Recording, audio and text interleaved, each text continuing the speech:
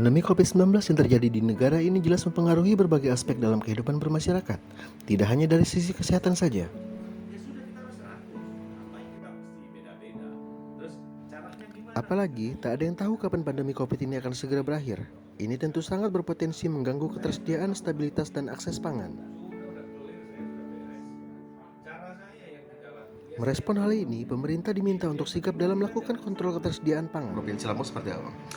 Ya, saya kira sih sebenarnya itu ada baiknya, ada benarnya juga bahwa kita memang secara pemerintahan kita patuh dengan eh, rencana-rencana pusat bahwa anggaran dari beberapa tahun yang ada sekarang ini kan mulai direfocusing untuk penanganan pandemi yang kita tahu sendiri memang ini ada nyata bahwa ada pandemi, bahwa kondisi kita sekarang ini bukan hanya Lampung saja, ya semua berdampak dan kita akan menanggulangi, mencoba ikhtiar kalau mungkin bahasanya lebih elok lagi bahwa bagaimana pemerintah ini menanggulangi permasalahan COVID itu dengan salah satunya adalah mengalokasikan anggaran untuk penanggulangan pandemi COVID-19.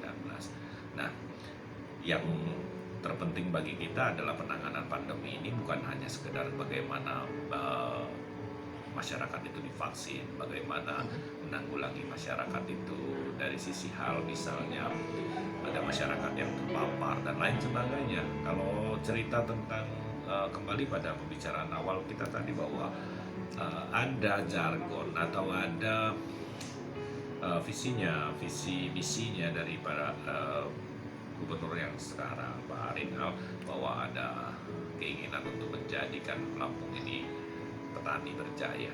Ya saya kira juga sebetulnya ya sah-sah saja sih sebetulnya, tapi prinsip dasarnya adalah bagaimana kita bisa menjadikan Lampung ini ketahanan pangannya meningkat tapi pandemi juga teratasi dengan memanfaatkan alokasi dana refocusing tadi.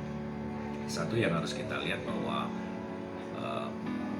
vaksin di Provinsi Lampung ini juga masih harus kita akui kita paling terendah ya. Katakanlah memang yang telah divaksin dari jumlah masyarakat di Lampung ini juga sedikit yang sudah teralokasikan vaksinnya itu. Namun kita melihat bahwa kendala ini juga bukan hanya kendala pemerintah saja, tidak. Mungkin ada yang menyalahkan bahwa ya pusatnya nggak mengirimkan vaksinnya, ya kita nggak boleh saling menyalahkan dalam hal seperti sekarang ini. Ya kita harus introspeksi diri kita sajalah bahwa kenapa kok daerah lain bisa, kenapa kita enggak? Apa sih yang terjadi dengan kita? Kenapa mereka bisa, kenapa kita enggak? Terus kenapa masyarakat sekarang ini cenderung ada penolakan terhadap pemberian vaksin? Saya kira enggak juga.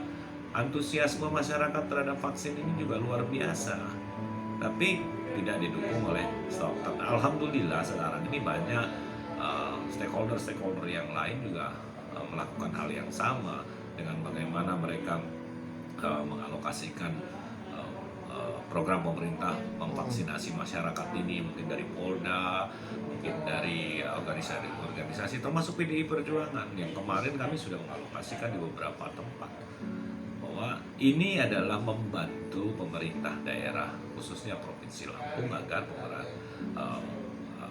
vaksinasi ini bisa diberikan kepada masyarakat dalam jumlah yang bisa banyak. Dan harapan kita program pemerintah pusat ini baik program Satgas Penanganan COVID di Lampung ini tercapai secepatnya. Itulah gunanya kita gotong royong. Memang ini bukan ada di pundaknya pemerintah Provinsi Lampung saja, tapi pandemi ini adalah tugas kita ya semua, termasuk juga masyarakat.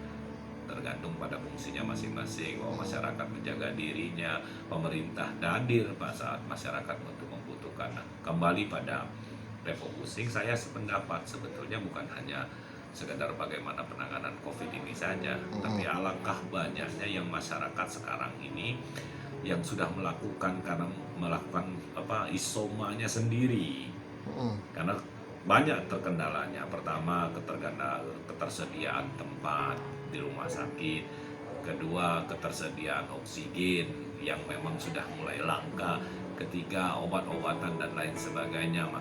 Nah, untuk itu masyarakat yang menurut saya itu adalah salah satu bentuk kecerdasan masyarakat. Dia yang tahu apa yang terjadi pada diri dia, mungkin ini dianggap belum terlalu membutuhkan penanganan yang luar biasa, mereka isolasi sendiri di rumah. Nah, ini justru butuh tangan-tangan kita, pemerintah Provinsi Lampung ini, baik eksekutif, legislatif, dan stakeholder yang lainnya untuk ikut serta turun tangan. Yuk kita membantu mereka. Lah kalau mereka sendiri saja isoman, berarti mereka kan nggak bisa buat apa-apa. Yes. Nah, bagaimana kita memanfaatkan sumber daya yang ada, anggaran yang ada ini untuk kita melakukan dengan turun ke lapangan, mungkin dari satu ke satu tempat untuk supaya mereka yang mengalami kesulitan, masyarakat mengalami kesulitan ini merasakan hadirnya pemerintahan ini, merasakan hadirnya adanya pemimpin-pemimpin di Provinsi Lampung ini. Saya kira itu yang lebih penting. Tentang anggaran COVID sebagian digunakan untuk perangkat-perangkat kesehatan, oke, saya yakin itu memang penting. Tapi penanganan untuk masyarakat yang mengalami kesulitan makan itu juga perlu, iya jawabnya. Jadi ya kita harus membagi itu dengan cara yang baik. Nah, terkait yang ditanyakan oleh Mas Rio tadi tentang bagaimana kita mau mencapai ketahanan pangan atau mau mencapai visinya pemerintah untuk menjadi petani berjaya dengan anggaran yang minimal, ya sebetulnya sudah dijawab. Tidak mungkin kita akan mencapai keinginan kita itu tanpa disupport dengan anggaran yang memadai. Saya kira itu hanya mimpi. Nah, kami sebagai Komisi 2 DPRD Provinsi Lampung ini tetap selalu mengingatkan dan ingin sekali mendorong untuk pencapaian dari target-target pemerintah, supaya apa yang diinginkan sama hasilnya dengan apa yang kita lakukan. Saya kira gitu, Mas Rio.